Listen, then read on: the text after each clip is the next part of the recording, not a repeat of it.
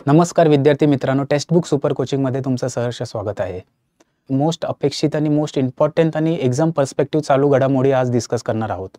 मागच्या एका वर्षात बघू शकता बरेच आपले चालू घडामोडी म्हणजे घटना घडल्यात. आपण प्रत्येक महिन्याला मॅगझीन वाचत गेलो, भरपूर असा डेटा आपण कन्झ्युम केलेला आहे.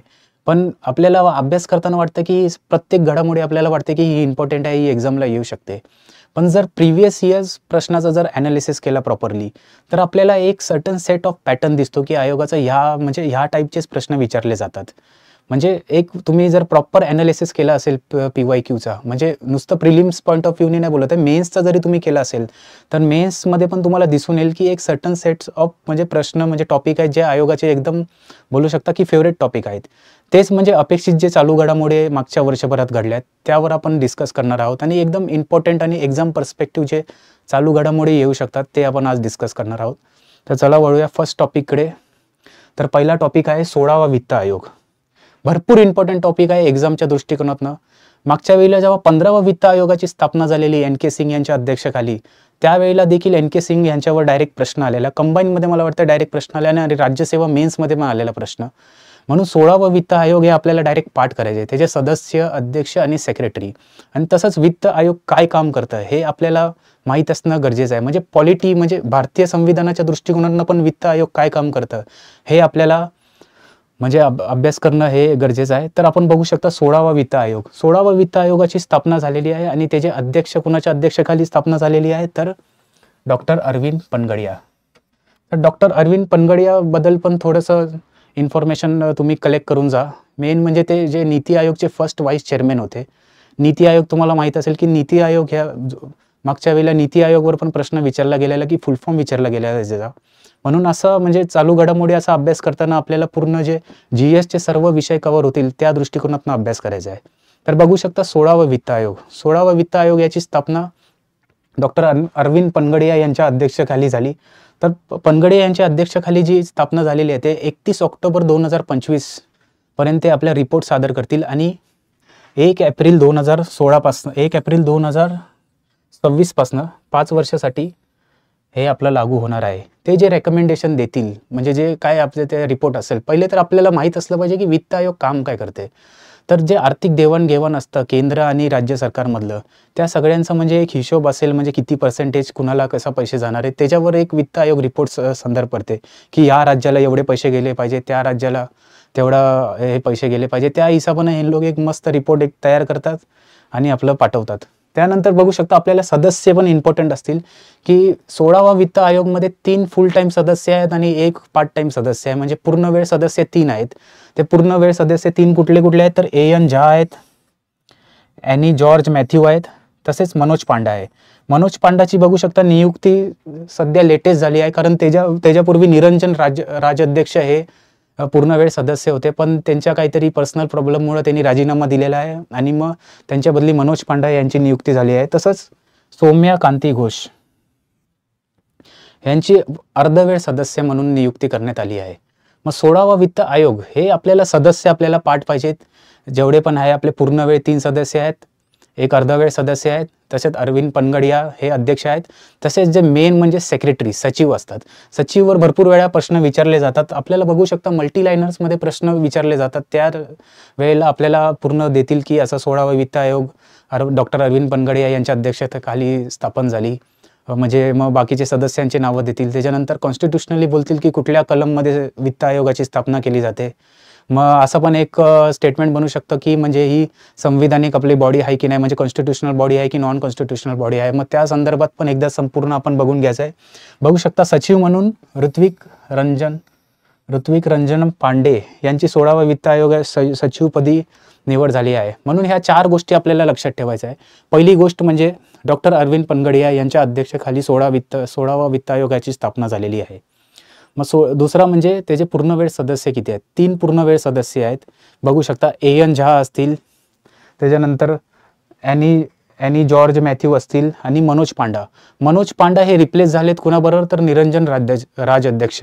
बघू शकता आपल्याला कन्फ्यूज करण्यासाठी निरंजन राजाध्यक्ष यांचा पॉईंट दिला जाऊ शकतो, पण आपण कन्फ्यूज व्हायचं नाही आणि प्रॉपरली इकडल्या इकडेच पाठ करून घ्या. तसेच सौम्या कांती घोष या अर्धवेळ सदस्य आहेत आणि ऋत्विक रंजनम पांडे एक आहेत सेक्रेटरी आहेत. तर 16वा वित्त आयोग आपल्याला कॉन्स्टिट्युशनली पण बघायचं आहे. तर कलम 280 अंतर्गत वित्त आयोगाची स्थापना होते आणि बघू शकता ह्यांचं मी पूर्वीच सांगितलं की जे आर्थिक जे देवाणघेवाण असतं राज्य आणि आपल्या केंद्र सरकारमध्ये त्याच्याबद्दल ही एक रिपोर्ट देते आणि ह्याचा कार्यकाल 5 वर्षाचा असतो. पूर्वी पण बघू शकता 15वा वित्त आयोग जे झालं ते NK सिंगच्या अध्यक्षतेखाली पार पडलं, त्याच्यावर पण प्रश्न विचारलेला. म्हणून हा भरपूर मोस्ट इम्पॉर्टंट टॉपिक आहे आपल्या येणाऱ्या राज्यसेवेसाठी. सर्वांनी मला वाटतं 16वा वित्त आयोग हा पाठच केला पाहिजे. त्याच्यानंतर चला पुढच्या टॉपिकवर आपण वळूया. 16वा वित्त आयोग नंतरचा पुढचा टॉपिक जे मला इम्पॉर्टंट पर्सनली वाटतो की म्हणजे आपल्या देशात पूर्ण ज्या गाजाबाजा झाला ते म्हणजे G20 शिखर परिषद.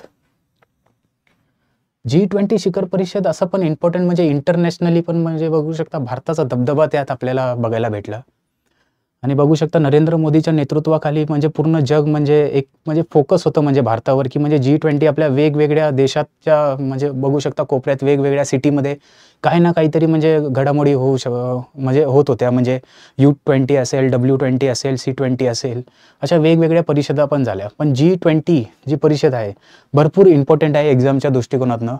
भारत बघू शकता ह्याचा अध्यक्षपद कधी भेटलं 1 डिसेंबर 2022ला भारत ह्याला अध्यक्षपद भेटलं आणि कुणा भेटलं ह्याच्यापूर्वी होते इंडोनेशिया. मग बघू शकता आपल्याला लक्षात ठेवायचं की भारत 1 वर्षासाठी अध्यक्ष होता की 1 डिसेंबर 2022ला भारताची अध्यक्षपदी निवड झाली.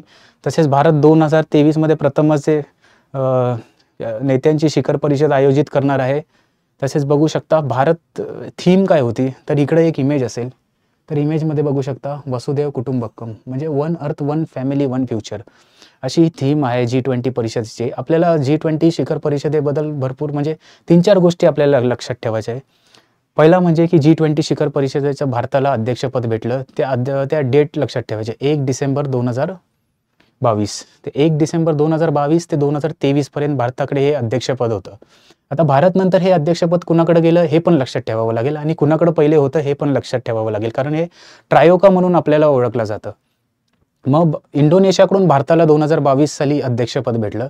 तसेच आता भारताकडून 2023ला जे अध्यक्षपद गेले ते ब्राझीलकडे गेले. म्हणजे 2023ला कुणाकडे गेले ब्राझील. त्याच्यानंतर अजून जे G20 बघू शकता ते थीम बद्दल मी सांगितलं की थीम वसुधैव कुटुंबकम जे वन अर्थ वन फॅमिली म्हणून आपण बघू शकता one earth one family one future अशी त्याची थीम आहे. तसेच जे शेर्पा G20 साठी शेर्पा म्हणून कुणाची नियुक्ती झालेली तर अमिताभ कांत यांची G20 शेर्पा म्हणून निवड झालेली होती आणि हा भरपूर इम्पॉर्टंट आहे. म्हणजे एक्झाम तर दृष्टिकोनातनं भरपूर इम्पॉर्टंट आहे की अमिताभ कांत हे G20चे शेर्पा होतेच. तसेच बघू शकता G20 परिषद ही झाली कुठे तर नवी दिल्ली. G20 शिखर परिषद ही नवी दिल्ली येथे 9 आणि 10 सप्टेंबर 2023 साली नवी दिल्ली येथे भारत मंडपम येथे यशस्वीरित्या पार पडली. तर आता 3-4 गोष्टी आपल्याला परत आता G20 शिखर परिषद बरोबर आपल्याला लक्षात ठेवायचं आहे. तर सर्वात महत्त्वाचा मुद्दा म्हणजे की G20 मध्ये किती देश आहेत तर G20 मध्ये 19 देश आहेत प्लस युरोपियन युनियन हे पूर्ण घेतलेले आहे. त्याच्यानंतर भारताला अध्यक्षपद भेटलं. मग भारताच्या पहिले कुणाकडे होतं इंडोनेशियाकडे आणि भारताच्या नंतर कुणाकडे ब्राझीलमध्ये. मग हा ट्रायोगा जे आहे आपल्याला लक्षात ठेवायचा आहे. त्याच्यानंतर थीम काय आहे G20 परिषदची वसुधैव कुटुंबकम नाहीतर one earth one family one future असं तुम्ही लक्षात ठेवू शकता. तसेच शेर्पा म्हणून कुणाला नियुक्त केलं G20चं अमिताभ कांत यांना हे केलंय म्हणजे शेर्पा म्हणून नियुक्ती केली आणि डेट लक्षात ठेवायची की G20 शिखर परिषद कधी पार पडली तर डेट बघू शकता 9 आणि 10 सप्टेंबर 2023. भरपूर इम्पॉर्टंट टॉपिक आहे. मला वाटतं हा येऊ शकतो 9 आणि 10 सप्टेंबर 2023. आपल्याला हे जरी नाही आलं तर स्थान विचारतात, डेट नाही विचारली तर MPSC आयोगाचं म्हणजे फेवरेट पॅटर्न आहे की ते डेटमध्ये काहीतरी हे करतील म्हणजे मल्टीलाईनर स्टेटमेंट देतील आणि बोलतील की G20 शिखर परिषद 10-11 सप्टेंबरला पार पडली. मग आपल्याला हे काय महत्त्वाचे डेट लक्षात ठेवायचे 9-10 सप्टेंबर लक्षातच ठेवायचं 9-10 सप्टेंबर. आणि कुठे पार पडली तर नवी दिल्ली येथे. नवी दिल्ली भारत मंडपम येथे पार पडली. तर बघू शकता G20 मध्ये मी मगाशी सांगितलं की 19 देश आणि एक युरोपियन युनियन असं म्हणून G20 हे पूर्ण बघू शकता एक समूह बनलेला आहे. G20 आपल्याला हे बघायचं की आपल्याला अजून 2-3 गोष्टी आपल्याला बघायला लागतील की G20ची स्थापना कधी झाली. तर G20ची ही स्थापना झाली 1999 ला.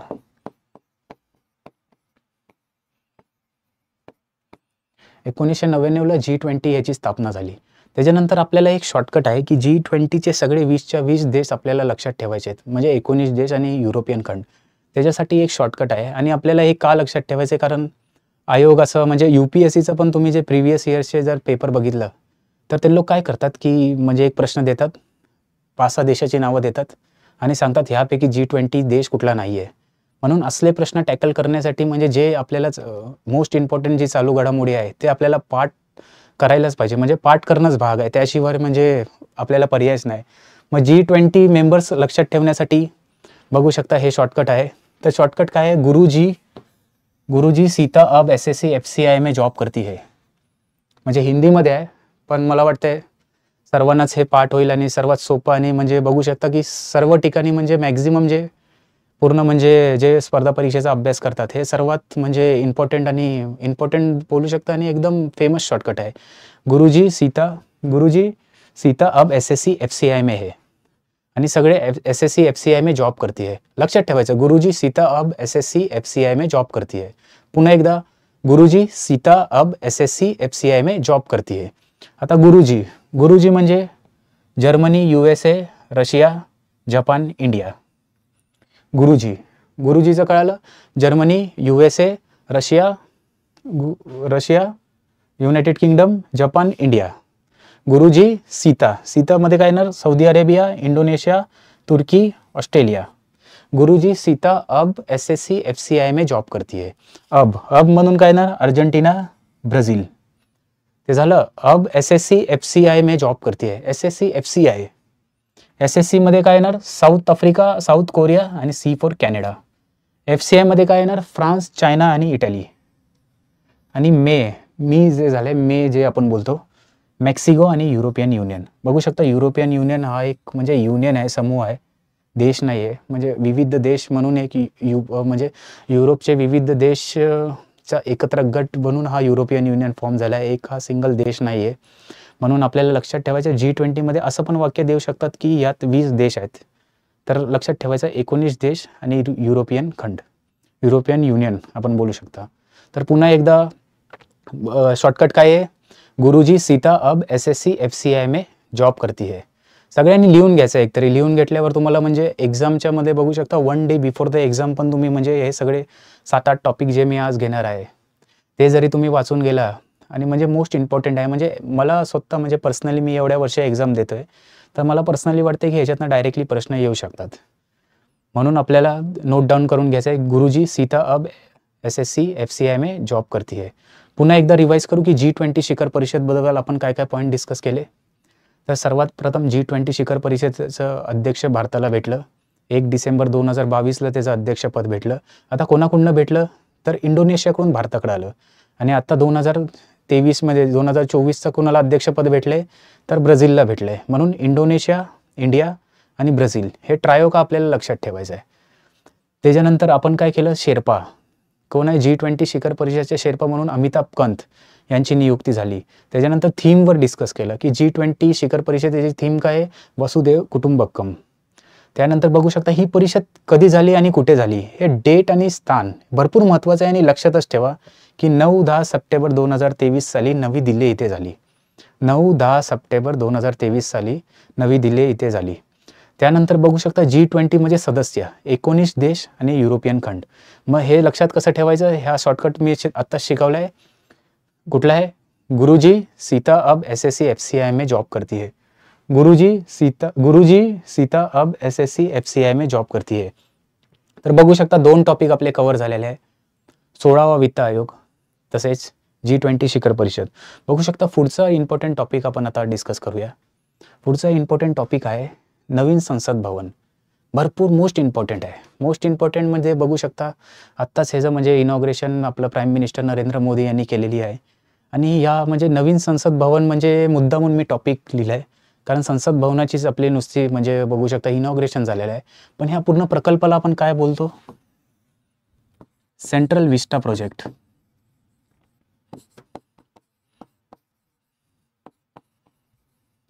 काही काही लोकांना वाटतं की सेंट्रल विस्टा प्रोजेक्ट म्हणजे नुसतं नवीन संसद भवन जे आपण बांधले गेलेले आहे त्यालाच आपण सेंट्रल विस्टा प्रोजेक्ट बोलतो. तर सेंट्रल विस्टा प्रोजेक्ट असं नाही, हे सेंट्रल विस्टा प्रोजेक्टचा एक भाग आहे संसद भवन. पण सेंट्रल विस्टा प्रोजेक्टमध्ये भरपूर आहे. प्राईम मिनिस्टर हाऊस आहे, व्हाईस प्रेसिडेंट हाऊस आहे आणि वेगवेगळे जे असतील म्हणजे गव्हर्नमेंटचे मोठे ऑफिशियल्स असतील त्यांचे जे रिडेव्हलपमेंटचा जो स्ट्रक्चर आहे ते म्हणून सेंट्रल विस्टा प्रोजेक्ट म्हणून या नावाने पूर्ण प्रोजेक्ट चालतो. आणि त्याचा एक भाग म्हणून नवीन आपली बघू शकता संसद भवन आहे. तर ह्या संसद भवनाचं कॉन्ट्रॅक्ट कुणाला भेटलेलं इमारत बांधण्याचं, तर टाटा प्रोजेक्ट्स लिमिटेड. हे जे पण 2-3 पॉईंट्स आहेत भरपूर इम्पॉर्टंट आहे. हा टॉपिक तुम्ही स्टार मार्कच करून ठेवा. 2026 मध्ये कामकाज वाढल्यानंतर म्हणजे बघू शकता जे आपल्याला जी संसद बघू शकता की परत हे होणार आहे, म्हणजे जे 2021ची जी जनगणनेनंतर 2026 मध्ये परत म्हणजे जे आपले जे ॲलोकेशन ऑफ सीट्स जे आपले रिवाईज होतील, म्हणजे जे आता 543 आहे त्याला काहीतरी रिवाईज करतील पॉप्युलेशनच्या हिशोबानं. त्या दृष्टिकोनातनं ही नवीन संसद भवन म्हणजे इमारत बांधण्यात आलेली आहे. आणि त्याची कॅपॅसिटी पण बघू शकता की 888 आणि 384. मग 888 जास्त सदस्य कुठल्या आपल्या हाऊसमध्ये असतात, तर जास्त सदस्य असतात लोकसभामध्ये. मग लोकसभामध्ये 888, राज्यसभामध्ये 384 बघू शकता. आणि मग हे टोटल किती होतात, 1272. 2 आकडे आपल्याला पाठच करून घ्यायचे, म्हणजे 888 आणि 384. 888 आणि 384. मग आत्ताची कॅपॅसिटी काय, आपण जे टोटल 552 बोलतो म्हणजे 543 आणि 7 जे नियुक्त हे होतात म्हणजे एक्स्ट्रा आहेत, आणि इकडं कॅपॅसिटी आहे 250ची. मग ह्या पण आपल्याला लक्षात ठेवायचं आहेत. तसंच हे टोटल होतात 1272. लक्षात ठेवायचं आपल्याला हे 3-4 आकडे भरपूर म्हणजे इम्पॉर्टंट आहेत. तसेच आर्किटेक्ट म्हणून म्हणजे ही डिझाईन कोणी केली, तर हे डिझाईन बघू शकता नवीन संसद भवनाची जी रचना जी कोणी केलेली आहे, बिमल पटेल. बिमल पटेल हे एक एकदम ते बोलू शकतात की जे आर्किटेक्चर आहेत, त्या आर्किटेक्टनी पूर्ण जे आपला नवीन संसद इमारत आहे ती डिझाईन केलेली आहे. तर लक्षात ठेवायचं आहे. तसेच 28 मे 2023 डेट थोडी लक्षात असू द्या. पंतप्रधानांनी नवीन संसद भवनाचं उद्घाटन केले, जे सेंट्रल विस्टा पुनर्विकास प्रकल्पाचा भाग आहे. जसं मी मगाशी सांगितलं की सेंट्रल विस्टा प्रोजेक्ट हा एक मोठा आहे, म्हणजे विविध त्याच्यात म्हणजे बघू शकता की बांधकाम होणार आहे, म्हणजे वेगवेगळं म्हणजे डेव्हलपमेंट होणार आहे. म्हणजे जे गव्हर्नमेंटचे जे व्हाईस प्रेसिडेंट हाऊस असेल, मी बोललो मगाशी की प्रेसिडेंट्स हाऊस असेल आणि पूर्ण संसद भवन, म्हणजे या सगळ्याचं मिळून सगळं जे प्रोजेक्ट आहे म्हणजे डेव्हलपमेंट प्रोजेक्ट आहे त्याला आपण सेंट्रल विस्टा प्रोजेक्ट बोलतो. आणि त्याच्यानंतर बघू शकता की पुढचा पॉईंट घ्या, सेंगोल नावाचा ऐतिहासिक सुवर्ण राजदंडाची स्थापना. हे या कार्यक्रमाचे वैशिष्ट्य होते. कधी, 28 मे 2023. मग हे बघू शकता सेंट्रल विस्टा ही नवीन पार्लमेंट आहे, नवीन इमारत. आणि ही बघू शकता सेंगोल. चोल राज्य सेंगोलबद्दल थोडं माहिती करून घ्या की चोल राज्याच्या संदर्भात म्हणजे हे एक म्हणजे येऊ शकता प्रश्न. इथं मी आपलं इमेज आपली इंग्लिशमध्ये आहे म्हणून हे भेटलं की द्रविडियन म्हणजे तमिळ वर्ड आहे सेमई, त्याच्यापासून ते राईटेशनेस असं हे बोलतात. म्हणजे सेंगोलबद्दल एक माहिती करून घ्या. तर बघू शकता ही सेंट्रल विस्टा प्रोजेक्टचा एक भाग आहे. परत एकदा रिवाईज करूया की नवीन संसद इमारत. तर नवीन संसद इमारत ही सेंट्रल विस्टा प्रोजेक्टचा एक भाग आहे. त्याच्यानंतर ही जी जे नवीन इमारत आपली संसद भवन आहे ती डिझाईन कोणी केली आहे, तर बिमल पटेल यांनी. आणि त्याच्यानंतर ह्याची कॅपॅसिटी किती आहे, तर 888, 888 आणि 384. लक्षात ठेवायचं 888, 384. सर्वात जास्त कुठं खासदार जे असतात म्हणजे निवडून येतात ते जो मोठा आकडा तो डायरेक्ट लोकसभा 888, 384 राज्यसभा. आणि मग जे टोटल करणार तर 1272. म्हणजे हा एक नवीन संसद भवन कशासाठी बनवलं की जे आता रिवाईज होईल, ॲलोकेशन ऑफ सीट्स जे रिवाईज होतील म्हणजे 2026ला, म्हणजे जे 2021ची म्हणजे आता बघू शकता सेन्सेस अजून रिलीज झालेले नाहीत पण येणाऱ्या काळात रिलीज होतील. आणि त्याच्यानंतर मग जे बघू शकता लोकसंख्येच्या हिशोबानं परत रिवाईज होतील की म्हणजे जागा म्हणजे हे म्हणजे वाढतील, म्हणजे वेगवेगळ्या राज्यात जिथं लोकसंख्या वाढ झालेली आहे तिथं खासदारकीचं म्हणजे रिप्रेझेंटेशन वाढेल. मग त्या म्हणजे फ्युचरचा म्हणजे बघू शकता भविष्याचा विचार करून यांनी म्हणजे हा प्रोजेक्ट म्हणजे हाती घेतला आहे. तसेच 28 मे 2023 रोजी याच्या उद्घाटन केलेलं आहे. आणि सेंगोल नावाच्या ऐतिहासिक राजदंडाची स्थापना या कार्यक्रमाचे वैशिष्ट्य होते. तर बघू शकता 3 आपण कव्हर केलेले आहे. 16वा वित्त आयोग, G20 शिखर परिषद, तसेच नवीन संसद इमारत. चला पुढच्या टॉपिकवर जाऊया. पुढचा जो टॉपिक आहे चंद्रयान-3. चंद्रयान-3 मला वाटतं सर्वांनी म्हणजे हा पण एक one of the most important topic आहे. मी आज इथं टॉपिक जे आणले आहेत ते एक्झाम स्पेसिफिकच आणले आहेत. जे PYP आपण डिस्कस म्हणजे मी जे ॲनालायसिस केले PYPचं म्हणजे प्रिव्हियस इयर जेवढे राज्यसेवेचे मागच्या 10 वर्षाचं जे मी ॲनालिसिस केले की करंटचे कसे प्रश्न निघत आहेत त्या हिशोबाने एकदम इम्पॉर्टंट टॉपिक्स घेऊन आलो आहे. म्हणून एक्झामला जाण्यापूर्वी म्हणजे हे तुम्ही एकदा बघून जा. म्हणजे एकदा बघून नाही तर हाच लेक्चर म्हणजे पूर्ण एकदम डिटेलमध्ये आहे. मग हा पूर्ण लेक्चर बघून जा. म्हणजे मोस्ट प्रोबेबली बघा भरपूर लोकांचा बघू शकता राज्यसेवा पूर्व परीक्षा पास होत नाहीत. म्हणजे त्यांचा मेन्सचा अभ्यास एकदम मस्त असतो. एकदम मस्त म्हणजे ते एकदम पूर्व परीक्षा पास झाल्यावर राज्यात टॉपच करतील. म्हणजे असे पण विद्यार्थी आहेत. पण ते लोक प्रिलिम्स पास होत नाहीत. आणि प्रिलिम्स पास न म्हणजे भरपूर म्हणजे त्यांच्या बघू शकता कुणाला इन्फिरियर कॉम्प्लेक्स परीक्षेचा म्हणजे अभ्यास चांगला झालेला असतो पण अचानकमध्ये म्हणजे जशी परीक्षा पुढे येईल तशी भीती वाटत जाते. मग तो एक मुद्दा झाला. म्हणजे त्यांना म्हणजे अभ्यास असतो पण म्हणजे काहीतरी त्यांना होतं की लास्टच्या आठवड्यात आणि एकदम गार पडतात. म्हणजे सगळा अभ्यास विसरून जातात. म्हणजे एक्झामच्या एक नाईट पहिले तर मला वाटते की स्वतः म्हणजे जो राज्यात टॉपर येणार आहे त्याला पण माहीत नसतं की तो टॉपर येणार आहे. पण ही सगळी कंडिशन सर्वांकडे असतं. पण टेम्परामेंटवर आपल्याला कंट्रोल ठेवायचं आहे. इव्हन मी पण जे परीक्षा देत राहतो म्हणजे राज्यसेवा त्यांनी दिली आहे आणि देणार पण आहे 21 जुलैची. त्या हिशोबानं पण म्हणजे टेम्परामेंट कंट्रोल झालं ना तर तुम्हाला काय गोष्टी म्हणजे बऱ्याच 6 महिने पूर्वी जरी वाचल्या असतील आणि जे प्रश्न आणि ऑप्शन बघून आपल्याला आठवतं की हां हे वाचलं होतं आपण. मग त्या हिशोबानं आपल्याला म्हणजे पूर्ण टेम्परामेंट कंट्रोलचा गेम आहे. अजून काय नाही. म्हणजे नॉलेजचा गेम असता तर म्हणजे भरपूर सारे आपल्याला बघू शकता भरपूर नॉलेजेबल पर्सन आहे तिकडं आपल्या राज्यात. मग सगळ्यांनी राज्यसेवाच क्रॅक केली असती. पण हा टेम्परामेंट आणि स्किल सेट डेव्हलप आहे. म्हणजे नॉलेज आणि एक्झाम क्रॅक करणं हे 2 वेगवेगळे स्किल सेट आहे. म्हणून सध्या नॉलेज आपल्याला म्हणजे भरपूर लोकांना आपल्या कॅन्डिडेट्सना नॉलेज आहे. पण एक्झाम क्रॅक करण्याची स्किल नाही. आणि मग ती स्किल म्हणजे ती प्रॅक्टिसने डेव्हलप करावी लागते. टेस्ट सिरीज असेल बऱ्याच म्हणजे प्रॅक्टिस मेक्स मॅन परफेक्ट असं बोललं जातं. तसंच आहे म्हणजे टेस्ट सिरीज ह्याच्यासाठीच सॉल्व्ह करायला लागते की आपण परफेक्शन होऊन जाऊ. म्हणजे एवढे सारे म्हणजे आपण 10-15 मॉक टेस्ट सोडवल्यावर मग ज्या दिवशी आपण राज्यसेवा परीक्षा पूर्व परीक्षा जी अटेम्प्ट करणार आहोत मग त्यावेळेला पण आपली मानसिकता असते की नाही की आपण एक मॉकच टेस्ट सोडवत आहोत. म्हणजे ती एक मेंटॅलिटी डेव्हलप होते. आणि एक्झाम जे बोलू शकतं ते एक्झाम फिअर आपल्याला जे डोक्यात असतं ते कुठंतरी म्हणजे जातं. म्हणजे मग एक नॉर्मल म्हणजे वेने आपल्याला ते एक्झाम देता येते. आणि मग असल्याच लोकांची एक्झाम ॲक्च्युली क्रॅक होते. आणि म्हणजे प्रिलिम्सलाच म्हणजे घाबरू नका कारण मेन्स बघू शकता आणि लास्ट ऑब्जेक्टिव्ह पॅटर्न आहे. म्हणून आयोग जास्त काय बदल नाही करणार. जास्त काय बदल करू शकतं तर सीसॅटमध्ये आहे. त्याच्यावर आपण थोडं एंडला डिस्कस करतो की सीसॅट कसा येऊ शकतं त्याच्यावर पण डिस्कस करणार. चला लेट्स सी. या चंद्रयान-3 बघू शकता भारताने इतिहास रचलेला आहे.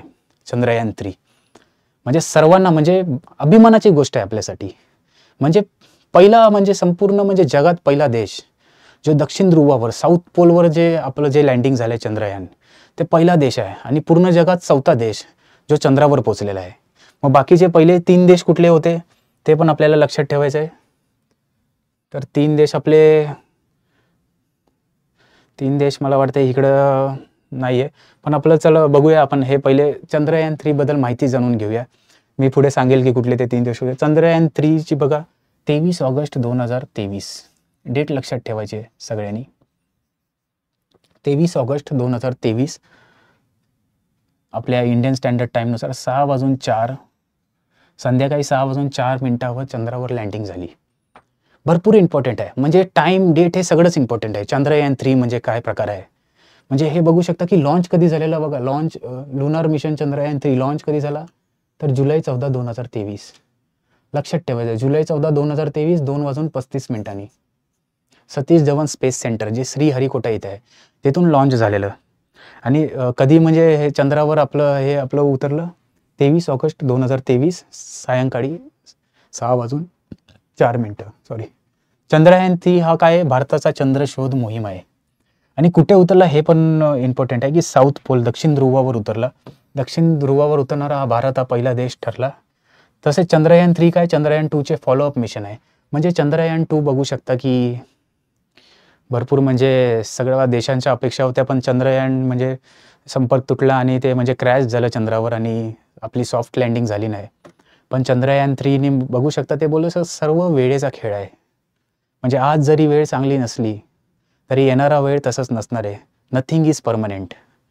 बघू शकता आज जर तुम्ही म्हणजे संघर्ष करत आहात तर कुठलं ना काहीतरी काय ना तरी फळ तुम्हाला इन फ्युचर भेटणारच आहे.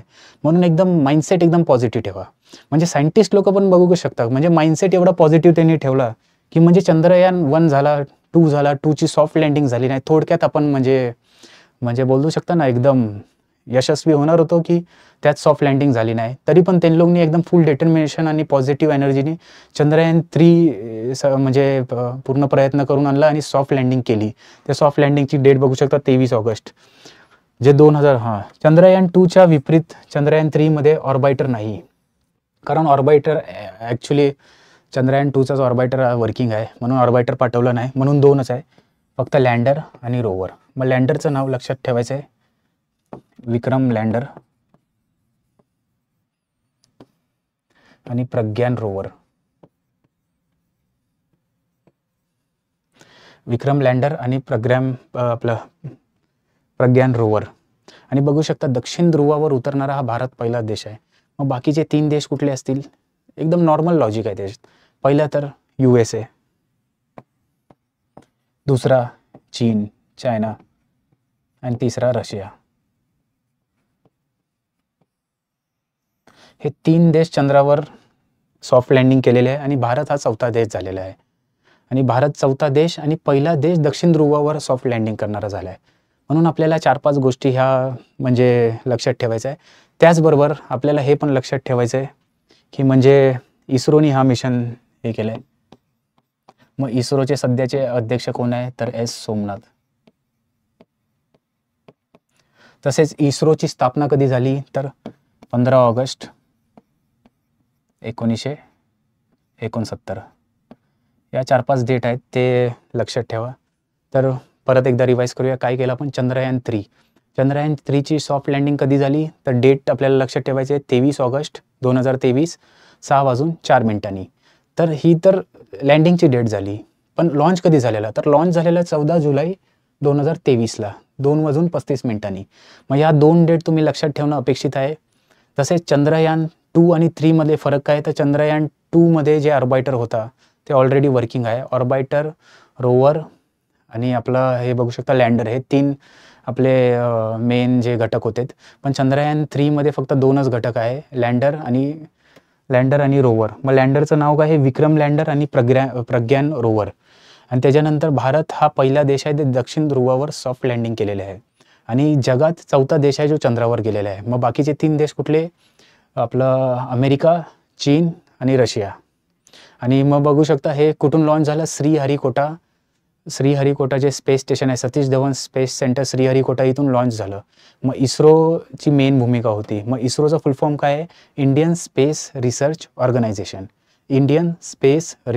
ऑर्गनायझेशन. इस्रोची स्थापना कधी झाली? 15 ऑगस्ट 1969. आणि इस्रोचे सध्याचे कोण आहेत आपले अध्यक्ष तर S. सोमनाथ. या 4-5 गोष्टी आपल्याला लक्षात ठेवायचे. इकडल्या इकडेच पाठ करून घ्या म्हणजे काय तुम्हाला परत म्हणजे नोट्स बनवून परत रिवाईज करण्याची गरज नसेल. तर चलू शकता पुढच्या टॉपिकला आपण वळूया. तर पुढचा टॉपिक पण इम्पॉर्टंट आहे. मला 100% गॅरंटी आहे चंद्रयान 3 नाही तर गगनयान मोहीम या 2पैकी एक प्रश्न तर 100% येईल. म्हणजे एक्झाम झाल्यावर म्हणजे 21 जुलैलाच म्हणजे कळेल आपल्याला 1 वाजता पेपरवरनं बाहेर आल्यावर. पण मला म्हणजे जितका अनुभव आहे मी मगाशीच सांगितलं की PYPचा मी ॲनालिसिस एकदम डेप्थमध्ये केलेला आहे. म्हणून मला आयोगावर पूर्ण विश्वास आहे. म्हणजे आपल्याला मेंटॅलिटी पण अशी करायची आहे की तुम्ही जर आयोग असणार तर कुठला प्रश्न देऊ शकता. म्हणजे त्या मेंटॅलिटीनेच आपल्याला करंट अफेअर्सचा अभ्यास करायचा आहे. जो जास्त हायलाईटमध्ये न्यूज असते आयोग त्याच्यावर बरेच म्हणजे प्रश्न विचारत नाही, काहीतरी भलतंच विचारणार. कुणाची अपॉइंटमेंट कधी झाली, काहीतरी डेटच विचारतील. मध्यंतरी लॉकडाऊन कधी झालं त्याची डेट विचारली.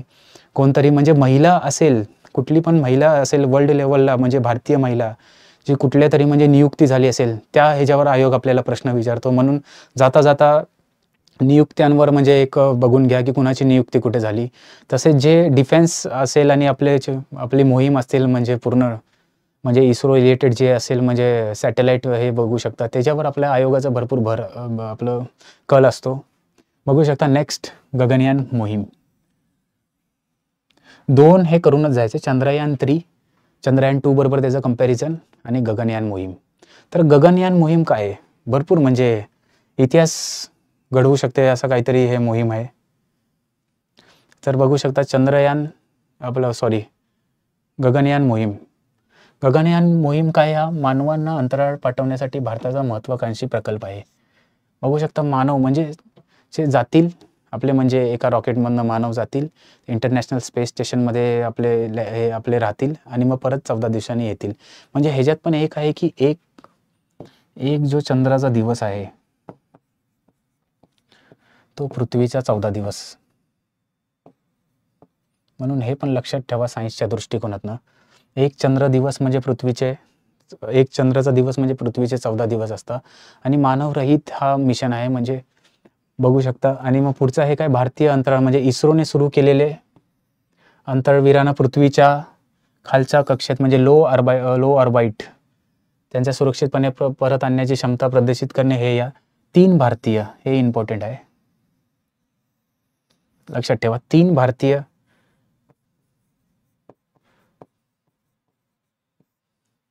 3 भारतीय अंतराळवीर असतील ते गगनयान प्रोजेक्टमधनं वर जातील आणि कुठल्या ह्याच्यातनं सर्वात शक्तिशाली जी रॉकेट आहे GSLV Mk3. GSLVचा फुल फॉर्म पण आपल्याला बघून जायचं आहे. GSLVचा फुल फॉर्म सांगतो, जिओ सिंक्रोनस लॉन्च व्हेकल.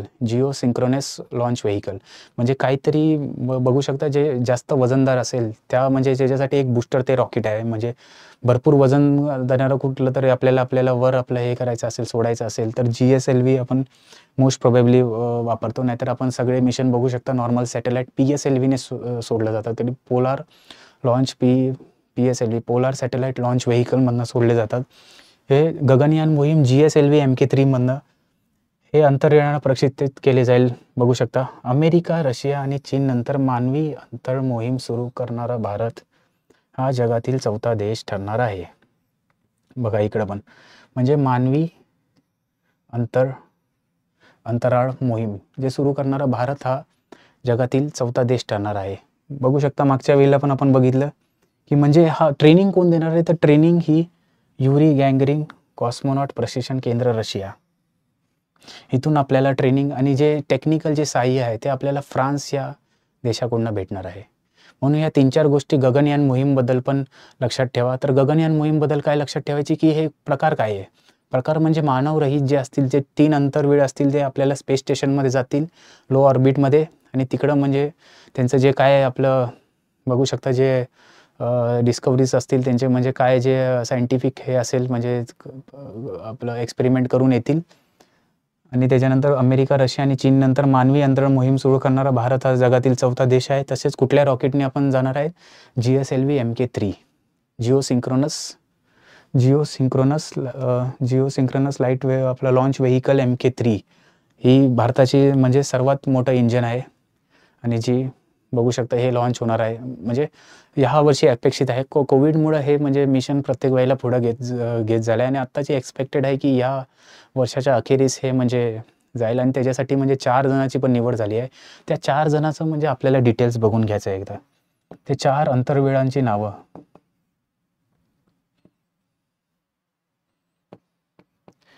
स्लाइडमध्ये नाही, ते 4 जे ॲस्ट्रॉनॉट आहेत त्यांचे म्हणजे ते जी नावं आहेत ते आपल्याला तुम्हाला बघून जायचं आहे ती की काय आहेत.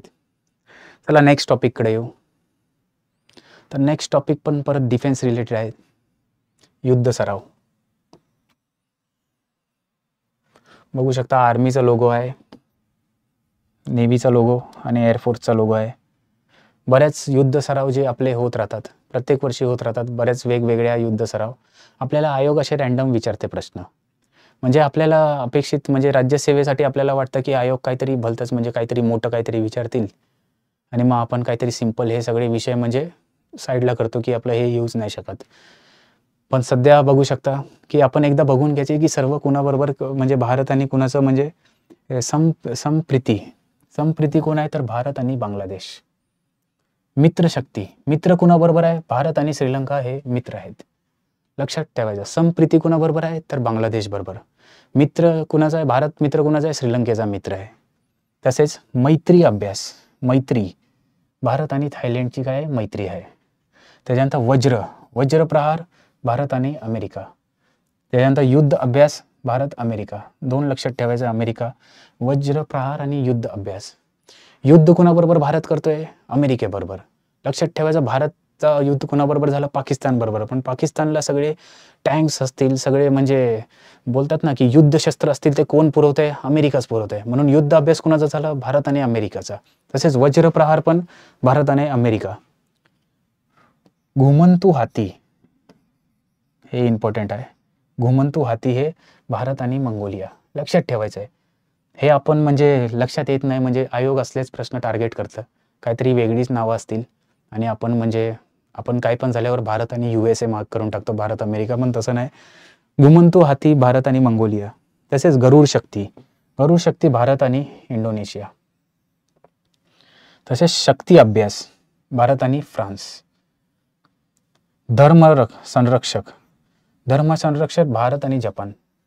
जपान आणि भारत बघू शकता, हे एक म्हणजे बघू शकता धर्म म्हणजे नावानेच एकदम म्हणजे जपानीज लोक पण भरपूर स्पिरिच्युअल असतात. म्हणजे ते एकदम बिलीवर जातात, शांततेचे म्हणजे बघू शकता, पीसफुल त्यांना राहण्यात म्हणजे त्यांना भरपूर त्यांचा हे असतो, जो म्हणजे कल असतो. आणि म्हणून मग आपण असं लक्षात ठेवायचं, धर्म संरक्षक कोण आहे? तर भारत आणि जपान. सूर्यकिरण भारत नेपाळ. आणि हँड इन हँड भारत आणि चीन. हा प्रश्न येऊन गेलेला आहे ऑलरेडी भरपूर वेळा आयोगाच्या प्रश्नपत्रिकेत. पण आपल्याला लक्षात काय ठेवायचं आहे, तर आजूबाजूचे जे आहेत आपले म्हणजे इंडियन सबकॉन्टिनेंट म्हणजे देश आहेत, त्याच्याबरोबर आपल्याला लक्षात ठेवायचं आहे. मग संप्रीती जे आहे भारत आणि बांगलादेशचे आहे. भारत कुणाचा मित्र आहे? श्रीलंकेचा. मग मैत्री आपलं श्रीलंकेचा. मग काय मित्रशक्ती कुणाची आहे? भारत आणि श्रीलंकेची. मग भारताची मैत्री कुणाबरोबर आहे? थायलंड बरोबर. मग मैत्री अभ्यास कुणाबरोबर आहे? भारत आणि थायलंड बरोबर. मग भारत युद्ध कुणाबरोबर भारताचे होते? पाकिस्तान बरोबर. आणि पाकिस्तानला शस्त्र कोण देतं? तर अमेरिका देतं. मग युद्ध अभ्यास भारत आणि अमेरिका. तसेच वज्रप्रहार भारत आणि अमेरिकाच. हे लक्षात ठेवायचं आहे. त्यानंतर सर्वात इम्पॉर्टंट घुमंतू हाती भारत आणि मंगोलिया. घुमंतू हाती भारत आणि मंगोलिया.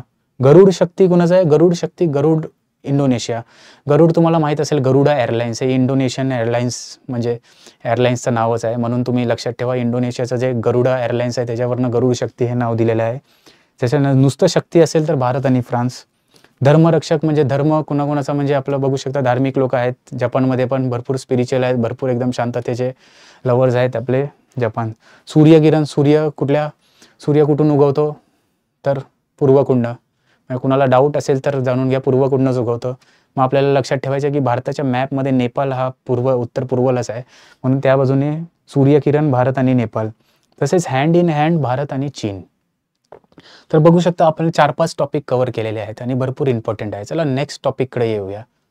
नेक्स्ट टॉपिक म्हणजे संकीर्ण चालू घडामोडी आहे.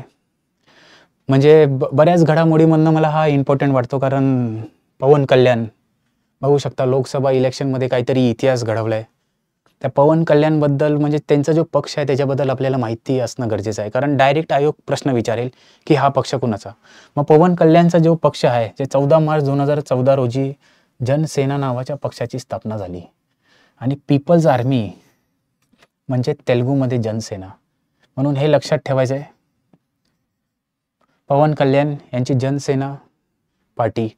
आणि यांनी बघू शकता लोकसभा जे इलेक्शन आहे, इलेक्शनबद्दल पण आपल्याला थोडीफार माहिती पाहिजे की म्हणजे महाराष्ट्र रिलेटेड इलेक्शनबद्दल पण म्हणजे कुठं काय होतं कसं, म्हणजे एक म्हणजे पेपर बघा एक्सपेक्टेड 28 एप्रिलला होता, पण इलेक्शनमुळे तो 16 जूनला गेला, मग 6 जुलै आणि मग 21 जुलै. मग असं एक्सपेक्टेड आहे की पेपर 28 एप्रिलच्या दृष्टिकोनातूनच म्हणजे डिझाईन झाला असेल, म्हणजे प्रश्न काढले असतील. मग आपल्याला ते इलेक्शनच्या पहिले आपल्याला बघायचं आहे की म्हणजे तेव्हा इलेक्शनच्या काय काय न्यूज होत्यात. तर सर्वात पहिले की लोकसभा इलेक्शन जी आहे,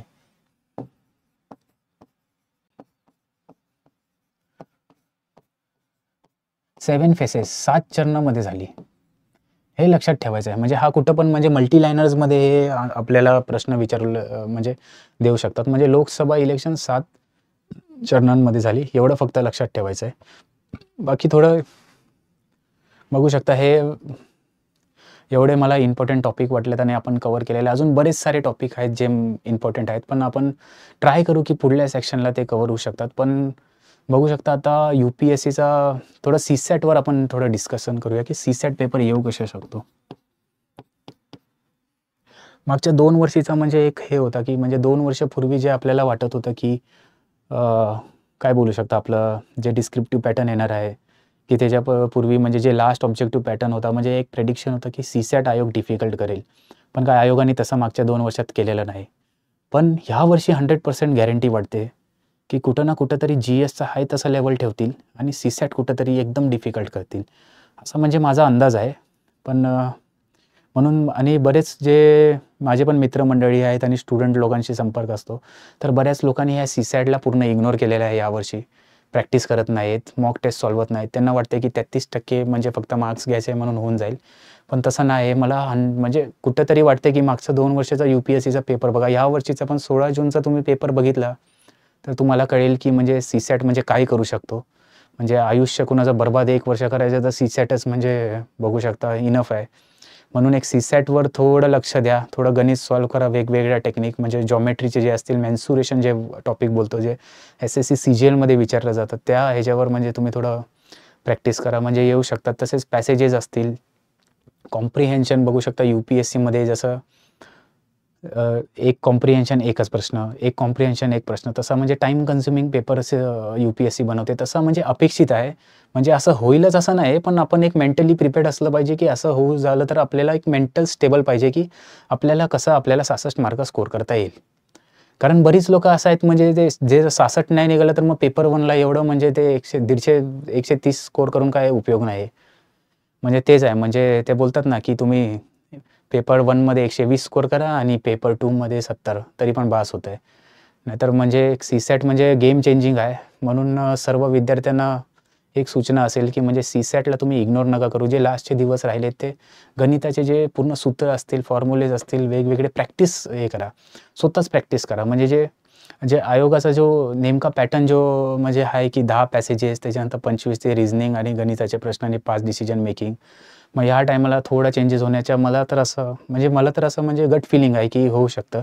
कारण आयोग काहीतरी म्हणजे काहीतरी नवीनच करत राहतं आयोग. म्हणजे यावर्षी म्हणून एक सरप्राईज काहीतरी एलिमेंट घेऊन येईल आयोग. आणि तसेच म्हणजे डिस्क्रिप्टिव्ह पॅटर्न जे पुढच्या वर्षी म्हणजे एक्सपेक्टेड आहे, म्हणजे होणारच आहे डिस्क्रिप्टिव्ह पॅटर्नमध्ये. मग त्याची काहीतरी झलक ह्या प्रिलिम्समध्ये आपल्याला पेपर 1मध्ये दिसू शकते. म्हणजे यू-पी-एस-सीला जे प्रश्न येतात की म्हणजे क्वेश्चन येतात 1, 2, 3, 4 असे 4 स्टेटमेंट असतात आणि ऑप्शनमध्ये असतात हाऊ मेनी ऑप्शन्स, म्हणजे किती वरीलपैकी किती आपले सेंटेन्स राईट आहेत. Only 1, only 2, only 3, only 4. Only 1, 2, 3, 4 म्हणजे हे 1, 2, 3, 4 नसतात, तर ह्या स्टेटमेंटमध्ये किती स्टेटमेंट राईट आहेत. असे प्रश्न जे यू-पी-एस-सी विचारते ते विचारू शकतात. म्हणून बघू शकता. म्हणून एक इग्नोर नका करू म्हणजे पेपर पॅटर्नला. आणि सर्वांना राज्यसेवा जी पूर्व परीक्षा 21 जुलैला होणार आहे त्यासाठी मी शुभेच्छा देतो. तसेच जर हा सेशन आवडला असेल तर तुम्ही खाली कमेंट करू शकता आणि मग अजून एक सेशन घेऊन येण्याचा प्रयत्न करेल, ज्याच्यात अजून मोस्ट इम्पॉर्टंट जे 5-6 टॉपिक असतील, जे राज्यसेवा म्हणजे पूर्व परीक्षेला विचारले जाऊ शकतात, असं मी घेण्याचा प्रयत्न करील. धन्यवाद आणि आजचा लेक्चर इथेच संपवूया. All the best.